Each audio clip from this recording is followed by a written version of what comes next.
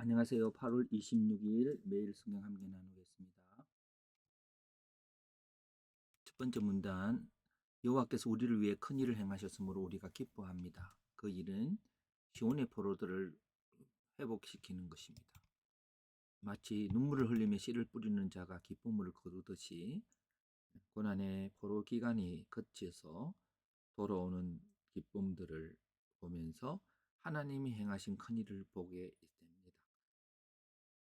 두 번째 문단, 여호와께서 자녀를 키워야 그 수고가 열매 맺는다 고 했어요. 왜냐하면 여호와께서 집을 세워야 집이 세워지므로, 그렇지 않으면은 파수꾼의 수고가 헛된 것이죠. 아무리 일찍 자고 늦게 누는 수고가 헛될 수 있습니다. 대신 사랑하는 자에게는 잠을 주시는데 하나님께서 쉬게 하십니다. 그 열매는 강한 화살처럼 되게 하신 것입니다. 한 문장입니다. 여호와께서 집을 지키는 집은 그 수고가 열매 맺는다. 뭐든지 그래서 주제를 하나님께서 행하시는 열매, 영역을 자녀 교육으로 보았고요. 하나님께서 하시는 일이 시온의 포로를 돌려주시는데 눈물을 흘리며 씨를 뿌리는 자는 기쁨으로 거두게 하십니다. 하나님께서 포로 기간 가운데 강하게 하심을 보게 됩니다. 그 강하게 하심이란 포로 기간에게만 머물렀다면 이루어질 수 없을 것입니다. 그 기간 가운데 하나님께 돌이키시는 위대한 능력을 보고 어떤 고난에서도 하나님의 회복에 대한 믿음으로 나아갈 수 있는 힘이 되겠죠. 그래서 원수가 단판할 때에 수치를 당하게 한데 승리하는 자녀들, 해석을 해봅니다. 이 해석은 좀 더 적용과 비슷한 좀 더 나아간 해석으로 적어보았는데요.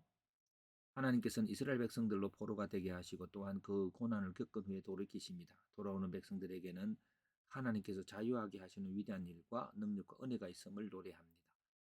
자녀를 교육하는 일에 있어서 하나님께 자녀들로 고난 속에서 하나님을 의지하게 하여서 광한 화살처럼 만들어 가십니다. 만약 하나님께서 자녀를 교육하시지 않으신다면 자녀를 키워도 열매 맺지 못할 것입니다. 원수들 앞에서 수치를 당할 것입니다. 그래서 챗GPT에 요 해석의 문장을 넣어서 해보았습니다. 이것입니다. 요 부분을 해석을 넣어서 설교문을 작성해다오 했을 때에 고난을 통한 회복, 자녀 교육 속 하나님의 손길. 126편과 127편은 다른 구절입니다만은 126편은 하나님의 백성들을 고난 가운데 두었다가 회복시키게 하면서 회복하시는 하나님의 큰 능력을 보게 하셨고, 그 능력을 보게 했던 건 마치 자녀 교육, 오늘의 자녀 교육, 자녀들로 그렇게 훈련시킨다라고 봐서 같은 맥락 속에서 보았기 때문에 이렇게 자녀 교육이라는 적용점에서 한번 보았습니다. 근데 눈물로 씨를 뿌리는 자가 기쁨으로 거둔다라고 하고 서론을 가지고 본론은 하나님께서 고난 속에서 신앙을 연단하십니다. 그래서 이제 그 연단하시는 그 연단, 하나님의 연단이 하나님이 세우시는 집의 일이었습니다. 그래서 고난을 통해서 강한 화살로 빚어지기 때문에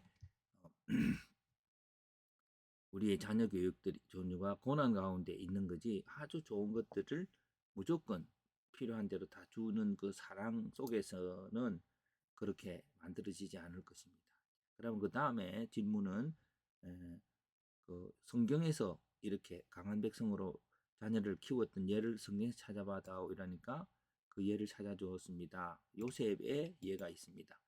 그리고 모세의 예가 있습니다. 다 광야로 갔고 광야에서 모세는 돌아왔습니다. 그러니까 요셉은 돌아오지 않았지만 결국 배경은 돌아온 거나 마찬가지. 애굽 왕자로 애굽의 그 총리로서 일을 하게 됐고요. 다윗 또한 사울로에서 긴 고난의 시간들을 거친 광야 후에 되었고 바빌론에 있는 포로들도 그랬습니다. 예. 그러면 고난이 어떤 역할을 하기에 하나님의 백성으로 하나님의 뜻을 이룰 수 있는 사람으로 만들어 갔다고 생각하는가 해서 고난의 역할이 사람으로 하나님 사람으로 만들어가는 것 어떤 역할인가?